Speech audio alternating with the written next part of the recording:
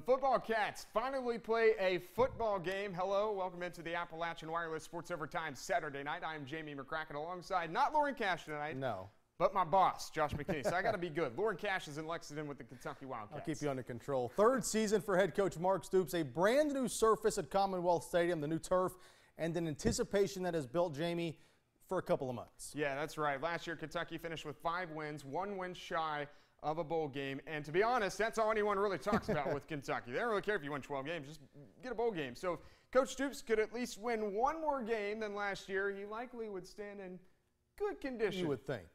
With the Big Blue Nation. Here we go. Kentucky hosting Louisiana Lafayette. Let's go to Lexington. There's Stoops himself. Lafayette, they have won at least 9 games in the last 4 seasons. So no cupcake city here. First quarter, Kentucky already up 7-0. And on a 3rd and 10, Patrick Toles, he throws a beauty. That right there is what the fans want to see all season long. But the thing is, the defense is not going to be off the field very long if that happens. Garrett Johnson with the touchdown pass. Good point there, 35 yards, 14-0 Wildcats. Second quarter, there it is again, Josh. Little foreshadowing. Little foreshadowing. Jeff Badette there, 37-yard touchdown pass. And like you said, Shannon Dawson, he's going to the air. The Raging Cajuns fight back, though, right up the gut. Brooks Hack. I like that name, Hack. That caps off a 13-play, 75-yard drive, 24-7 at the half. Second half, third quarter. Toles in the shotgun again. You know he's throwing. Finds Blake Bone, 5-yard touchdown pass. Toles was 16 of 34 for 257 yards. We fast forward now to the fourth quarter. We're tied at 33. 1:03 to go. Mikel Horton. Boom! Good night. That's your game winner. That's Madden truck stick. My goodness. Kentucky. Let's go to the Highlands Black and Blue Clinic scoreboard. The Wildcats get the win tonight, 40-33, a lot closer than what people expected, but you saw the air raid offense, and they passed and passed often, as you heard the stats from Toles. Now, next up for the Cats, old ball coach and the South Carolina Gamecocks. Yeah, Kentucky will go down to Columbia. Last year's game in Lexington, I was there. It was as wild as it gets. The Cats defeated the Gamecocks 45-38. This game is set for 7:30 kickoff. If you're not going, you can watch it live on the SEC Network. South Carolina comes off a 17-13 win over North Carolina this past Thursday night. And Jamie, people think because they won, it's a good thing for the Cats. They're not coming off that disappointing loss. Yeah, no doubt. And they're hoping, we're hoping to hear from head coach Mark Stoops. Lauren Cash is there trying to get us some post-game via the email. So hopefully we'll hear from him soon. He just took the podium.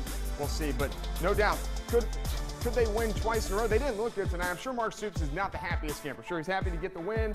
But now you go to at South Carolina, and they're coming off a win, like you said, against North Carolina, so we'll see. Coming up on the Appalachian Wireless Sports Overtime Saturday night, plenty more, the other Kentucky team, Louisville. Yeah, in action. And up next, we'll go to the Appalachian Bowl, 2 Appalachian Wireless games of the week in Manchester. Took care of the football in the second half and played a lot better offensively. Up across the 50, down the sidelines goes. Oh, yeah. First of 2 games features a Mountain Top 10 matchup with Southwestern and Knox Central. This is Perry Central running back Jordan Combs, and you're watching Sports Overtime Saturday night. We are up. Oh, here we go. Knox Central head coach Scotty Russell texted me last week after his team knocked off Louisville Central and said, "Nobody picked us, Jamie." Clearly the Panthers are in the nobody believes in us. They're playing that card. Of course, they do have a brutal schedule they're playing. And I did pick them this week, actually. I'll go ahead and say it. Yeah, another crazy tough opponent tonight, Knox. It's a Mountain Top 10 matchup in the Appalachian Bowl, or Appalachian Wireless game of the week. Number 4, Southwestern, looking to get back in the win column after falling to Bourbon County last week. The Warriors and the Panthers hooking up in Manchester. This is not the opening kickoff. Nobody scored in the first quarter, so we go to the second. Right after Knox converted on a field goal, J.P. Vaught.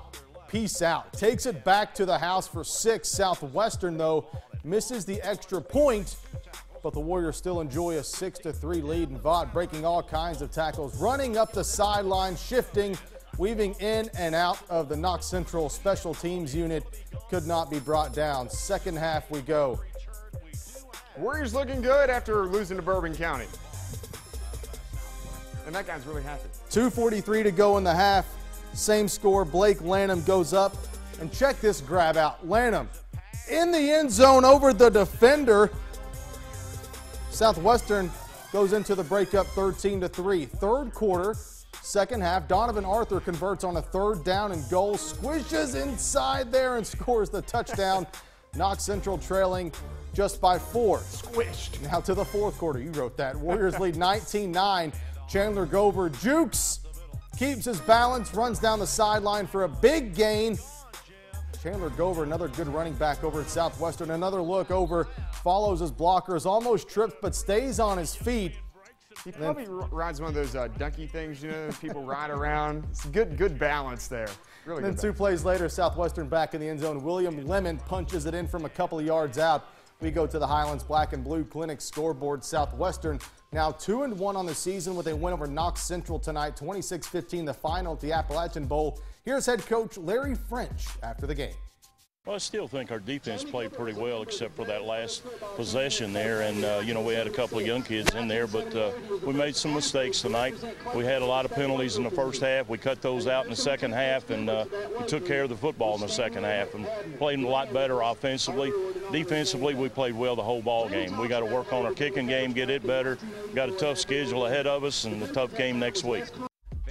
Larry French's wife, good cook, or so he says. Second game of the night, Corbin ranked 5th in our Mountain Top 10, taking on winless Clay County. First possession of the game, Corbin marches down the field, and Dylan Brock caps off a 10-play drive, punches it in, 7-0 Red Hounds. Hey, here's another 10-play drive, this time capped off by an 18-yard reception for Noah Taylor. Corbin will remain undefeated on the year as Justin Haddock's team now 3-0. Go to the Highlands Black and Blue Clinic scoreboard. Corbin right now at halftime leads Clay County 26-0. And if you want to watch this, you can go to this TV and WYMT.com. But we encourage you to stay here too. Why not? Double screen. Breathitt County hosting the Honey Bowl, welcoming in Cincinnati Hills Christian Academy. Opening drive, Cameron Stacy, the freshman, connects with Ethan Little, but Little puts it on the ground. Fumble recovered by the Eagles. Defense for Breathitt making some plays early. James Deaton hit in the backfield by Randy Melton, brought down by a host of Bobcats for a minimal gain. Bobcats, though, can't defend this. Johnny Noyen rolls left, throws across his body to Nick Jackson for the Eagles touchdown. Cincinnati Hills up 7-0. Next Eagles possession, Noyen pressured and flushed from the pocket, this time rolling right, throws it up, and he's picked off by Little. Return for a solid gain into plus territory for Breathitt County, but the Bobcats would have to punt. So Hoyen again going with the rollout, throws far sideline down the field. Look at the grab made by Christopher Carnes. Oh, yeah. Stretches across the goal line inside the pylon for the touchdown. 14-0 Eagles and Cincinnati Hills. Christian Academy goes into Jackson, beats Breathitt County. The final score, 40-6. A big offensive lineman you talked about, saw him there. He's like he's huge, 6'6". Still to come later in the show, we'll travel around the Southeastern Conference for some highlights. Yeah, plus the 2-minute drill, a look back at the Friday night that was in high school football in the mountains. My name's Coach Eddie Melton. You're watching Sports Overtime Saturday night. This week might go down as one of the top 5 weeks we will have right here in the mountains during the high school football season. Of course, we had crazy plays happen. For instance, Belfry had a 50-yard touchdown pass. Digest that real quick. Yeah, it usually doesn't happen in that system. But the stories behind this week are electrifying. An overtime win, a historical victory, passionate coaches and players all across the region Friday night. And that's what's on the plate tonight in the Lee's famous recipe, Hazard and Whitesburg 2-minute drill.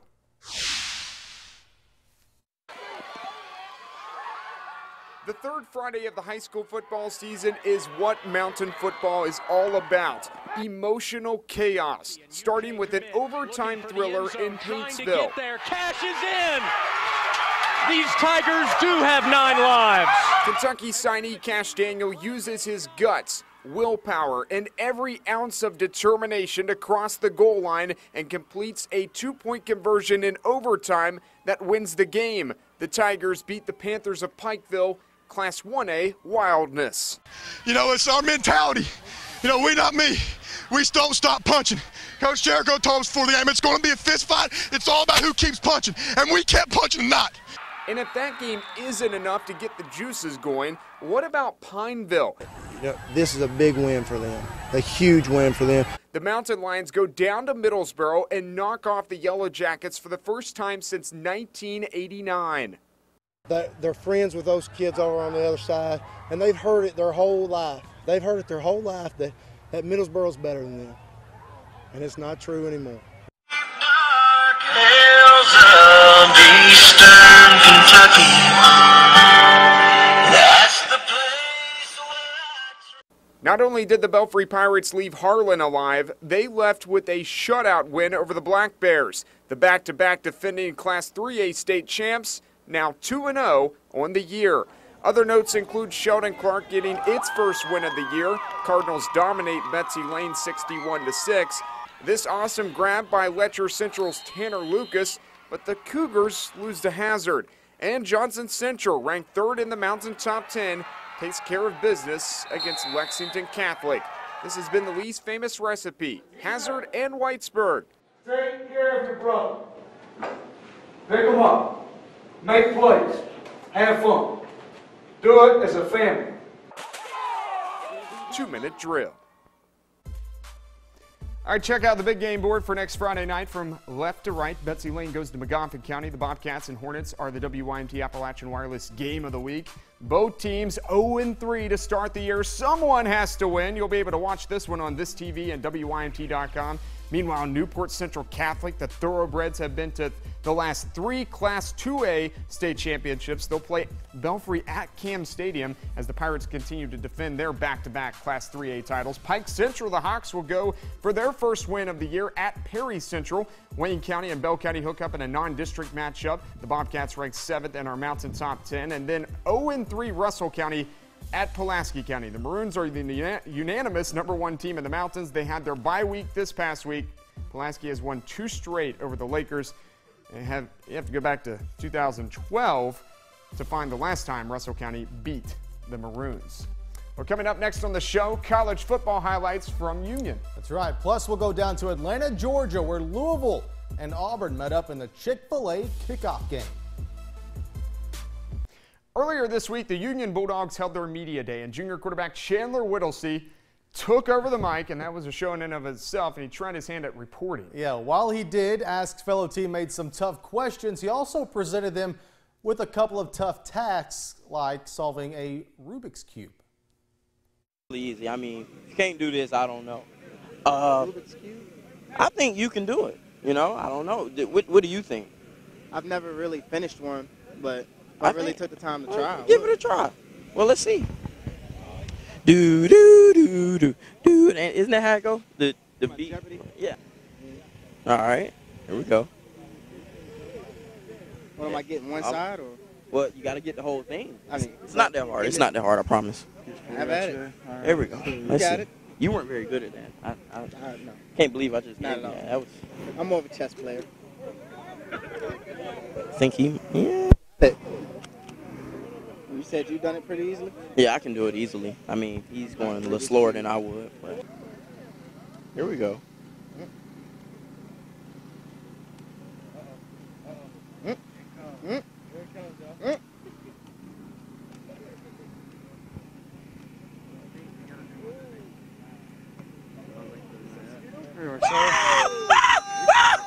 There you have it. There you have it. And you couldn't do that. We already know what I can do. Whittlesey and the rest of the Union Bulldogs opening the season at home this afternoon against Warner University out of Florida. Opening drive for the Royals going to the fade route. Darren Davis Jr. to Roger Allen gets both feet in for the touchdown. 7-0 Warner. Now 21-0 Royals, but Union driving the Whittlesey on the rollout, throws for the end zone, but is picked off by Patrick Moreland. Royals, though, would not capitalize. However, the Bulldogs get it going. Levance Anderson punches it in from a yard out. Union on the board at 21-7. Next drive, the fade from Whittlesey to Darian Patterson gets both feet down. Touchdown Bulldogs, 28-14. Whittlesey this time on the ground. The QB keeper gets across the goal line. Union down 1 score at 28-21 in the third. And that Whittlesey score caps off our Falls Auto Group drive of the night. After forcing a Warner punt, the Bulldogs drive 83 yards on just 8 plays, taking 2 minutes, 30 seconds off the clock. 7 running plays on the drive and just 1 pass. And of course, Whittlesey punches it in to pull Union within a single touchdown. Unfortunately, though, That would be the last time Union would score. Davis on the play action finds a wide open Trey Schley in the end zone for the touchdown. As we go to the Highlands Black and Blue Clinic scoreboard, Warner improves to 2-0 as Union drops its season opener, the final 42-21. 5 turnovers in the game, 3 fumbles, 2 interceptions for the Bulldogs.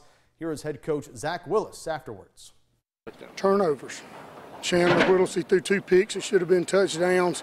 If he throws them away, we're fine. We have 2 fumbles going in to score again. They turn them into fumbles, and we fumble a kickoff that we give to inside their own 19-yard line.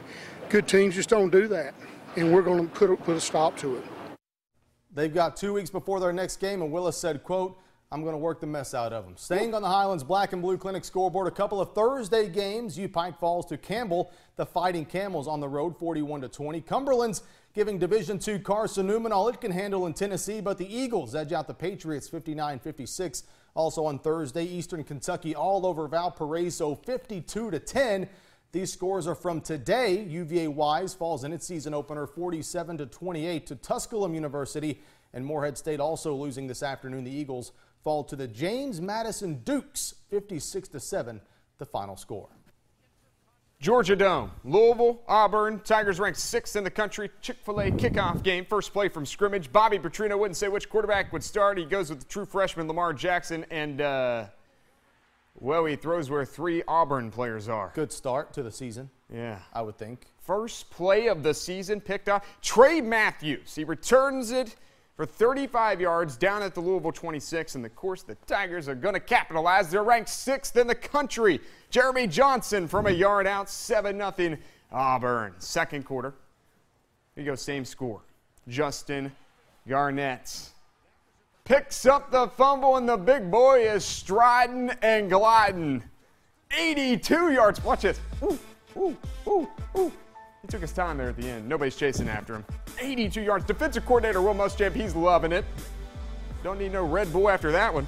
Third quarter, now 24-3 Auburn. Here comes Louisville. Jackson fakes it, runs it from 10 yards out. 16 carries, 106 yards on the day for the quarterback. Jackson, fourth quarter, Auburn now up 31-10. Cards, they keep punching away. Brandon Ratcliffe with the touchdown. 3 minutes to go. Bill drives back down the field. It's Ratcliffe again. He goes for 76 yards on 17 carries. But as we go to the Highlands Black and Blue Clinic scoreboard, Bobby P's Louisville Cardinals, they fall to number 6 Auburn, 31-24. The Cards did outgain the Tigers in total offense, 405-327, but Louisville falls to 0-1 on the year. Hey, you know what, by the way? No. Did you see what Ole Miss did today? I heard about it. I've not yet to see it, though. Yeah, check it out. Hand off Walton. He's through the middle. He's got open space. All the defenders behind him. Jalen Walton is in. Touchdown, Ole Miss. That's all the video. That's pretty good. That's all the video you get right now. So when we come back, we have much more from the Rebels as they unload on UT Martin. That's all you got to know. Plus a lot more from the Southeastern Conference. Don't go away.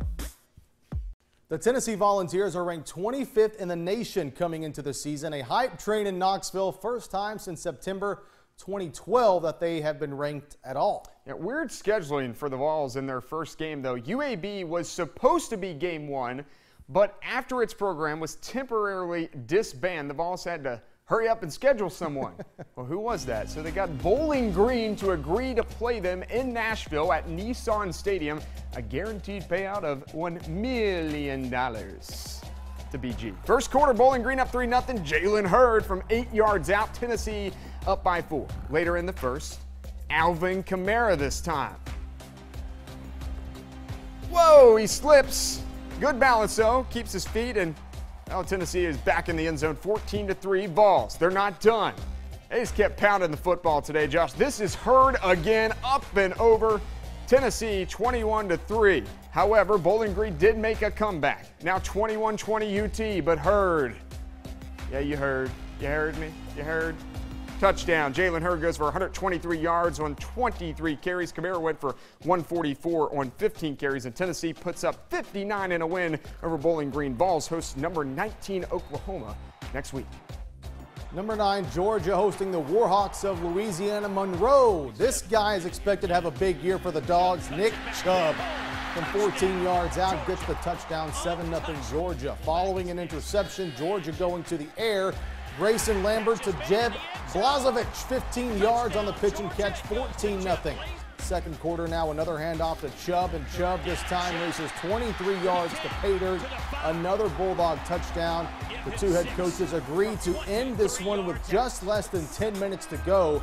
Georgia beats the Warhawks at home 51-14. Number 17 Ole Miss hosting Tennessee Martin, scoreless 4 minutes into the first quarter. Jalen Walton takes the handoff, and I am faster, stronger, and I've just got better moves than all of you. Walton goes 60 yards to the house for the first points of the game. Rebels missed the 2-point conversion, makes it 6-0. Rebels now up 13-0. Later in the first quarter, ball in the 44, and Chad Kelly tosses a bomb. Mark Pack, 56 yards for 6. Kelly is the nephew of NFL Hall of Fame quarterback Jim Kelly, by the way. Good arm thing must run in the family. Second quarter action. Yeah. Second quarter action, now 34-0. Skyhawks just want some points. Robert Kimdichie says, no points for you. UT back in scoring territory in the third quarter, now 41-0. Jared Neal, we just want points. Ain't happening. Trey Elston picks it off, and I'll just take a spin down the sidelines. That's called a pick six in the business. Ole Miss goes for 76 points, and this was a football game. Most points in a game for the program since 1935. The Rebels finished with 662 total yards. We'll stay on the Highlands Black and Blue Clinic scoreboard tonight. Missouri knocks off Southeast Missouri State 34-3. Texas A&M and Arizona State 14-7. That one's in the third quarter. We can stay on the Highlands Black and Blue Clinic scoreboard. And McNeese State and LSU tied at 0 in the second quarter. New Mexico State right now losing to Florida 34-13. Meanwhile, Mississippi State, Southern Mississippi, waiting to kick off. Wisconsin and Alabama 14-7. Last check on that one before halftime. And Arkansas defeats Texas El Paso 48-13. The West Virginia Mountaineers normally have one of the more explosive offenses in all of college football, and this season looks to be no different. The Mountaineers are once again expecting to score a ton of points, and they are hoping to do so with the help of one former Mountain quarterback. This week's Inside the Game. The 2009 season was a memorable one for the Prestonsburg Blackcats. That season, they finished 13-1 and possessed one of the more dangerous passing attacks in all of Kentucky. And leading the way was senior quarterback Michael Burchett. Playing quarterback always helps you when you're coaching the quarterbacks, because you can relate to them. And when guys are complaining about the quarterbacks, they don't really understand what those guys are facing back there. So going through that, even though I didn't see much playing time in college, I've played it my whole career. I've been through it, and I know what it's like sitting back there and having to run the offense. So it definitely gives me a leg up, and I can see things through the eyes of the quarterback, because if he's not comfortable and we're not doing stuff to benefit him, then we're doing the wrong things. Burchett finished the 09 season ranked second in the state in passing with more than 3,100 yards and 39 touchdowns. And his success at the high school level is paying off in the college ranks, coaching alongside one of the more dynamic offensive minds in the country at West Virginia University. I mean, you're a quarterback, you want to throw the ball, right? And Coach Holgerson, 6 out of the last 7 years, been in the top 10 in the country throwing the ball. So that speaks for itself, definitely speaks for itself. And that be associated with him and his name goes a long ways in this coaching profession. A former Eastern Kentucky gunslinger continuing his career, learning from one of the best in the business. Not in the mountains of Kentucky, but with the Mountaineers in West Virginia. Good stuff there, Josh. Really good stuff. I saw that earlier in the week. It was really, really good on my days off. Hey, next on the show, we're going to go and we're going to hear from Mark Stoops. Of course, Kentucky winning tonight 40-33 over Louisiana Lafayette. A tough, crazy, close win. It took a crazy Mikael Horton. Yes. So we'll rerun those highlights. You'll hear from Mark Stoops. He just got off the podium. Semi-happy, semi-disappointed, obviously. And we'll also have our play of the week. And also next week, the NFL season begins. The Tennessee Titans talk Tampa Bay. Time for our play of the week. One of the bigger upsets from the first week of college football. BYU quarterback Taylor Magnum, he needs a touchdown. Oh, and he's got it. Chucks it deep towards the end zone. Ball is caught. The goal line gets across the plane for the game winner. The Cougars stun Nebraska on the road 33-28. Take another look here. Sort of a Hail Mary type pass. Taylor Magnum providing us with our play of the week. Pretty impressive. It was pretty impressive. It's like backyard football right there. The warm-up acts are over. Pro football starts this week. Yeah, the Tennessee Titans open the season in Tampa Bay with the Buccaneers. Of course, the Bucs will have the #1 overall pick in Jameis Winston at quarterback, while the Titans will have Marcus Mariota, the quarterback who beat Winston in the national semifinals of last year's college football playoff. Head coach Ken Whisenhunt says it was important to let Mariota play in that 4th and final preseason game against the Vikings because the team won't play in their home stadium until the end of the month. The Titans start with 2 road games. Just felt like it was important to get Marcus in a routine coming to this stadium. He'd only been here once before, so get him comfortable with his locker and the pregame preparation and the grass. I mean, a lot of the little things that you don't think about because really we don't play here for almost a month. So, you know, when we come in here for real against Indianapolis the 27th, at least now we'll have 2 times of coming in here and doing all the things that lead up to a game. And I thought that was important. Okay, tonight, again, Kentucky defeating Louisiana Lafayette 40-33. We want to run through those highlights again. That way we can hear from Mark Stoops, give a little perspective. Let's do it. Let's do it. Roll that beautiful bean footage. Who is that? Who is that on the B-roll right there? That is Mark Stoops, right? Marky Mark. Marky Mark. Hey, Louisiana Lafayette, by the way, they've won 9 games at least in the last 4 seasons. Put that into perspective, the previous 107 years, I heard our boy Freddie Maggard say this, they only won 9 games twice. In the last 4, they've won 9 each of the last 4. That's pretty impressive. That is pretty impressive. As you saw, Patrick Towles started the game well, 1 touchdown. Here's the 3rd touchdown of the night. Stanley Boone Williams had the 1st touchdown. That right there was Jeff Badette, 37-yard touchdown pass. Raging Cajuns, they fought back. Brooks Hack right up the gut there, 13 yards, or 13 play, 75-yard drive, 24-7 at the half. Second half, 3rd quarter, it's Towles again. He finds a sophomore this time, Blake Bone. That guy's really tall, by the way, really tall. 5-yard touchdown pass. Towles was 16 of 34 for 257 yards. Fast forward to the 4th quarter, tied at 33. Under basically a minute to go, and Mikel Horton. Good night. That play never gets old. Seriously. It was tied at 33 apiece, and Mikel Horton just takes it right up the gut. After throwing all those passes, they decide to run it. Go to the Highlands Black and Blue Clinic scoreboard real quick. Kentucky, again, wins this 40-33 tonight. A lot closer maybe what people expected. However, if you look across the SEC, probably one of the tougher teams an SEC opponent has played compared to, that's fair, like Ole Miss. Here's Coach Stoops after the game, his first comments and more. It's the big thing. Let's not kid ourselves. We've been building for this moment for a couple years with the stadium, with the anticipation, with the fans, and with the anticipation of our team and an improved football team. And we are. I know it didn't always show out there tonight, but that's why you play, and it's an opener, it's a start. There's going to be so many opportunities for us to learn from this, but just very proud of everybody involved. Again, I've talked about that since the moment I arrived on campus. That it was going to take a big commitment from a lot of people to have us be successful. There was evident that there was very much support from a lot of people tonight. The people that have worked on this stadium, Mitch Barnhart, Russ Pear, and just all the coaches and support staff and people that have volunteered to help and put in all this hard work and just have this environment. Special thanks to the fans. To have a sellout, I've asked them to come, and they did. The catwalk walking in here, in the atmosphere this afternoon or late this afternoon, this evening when we walked in here, the atmosphere in that catwalk was amazing. Believe me, that is a building block for our program. That kind of passion, that kind of energy from our fan base will do nothing but help us.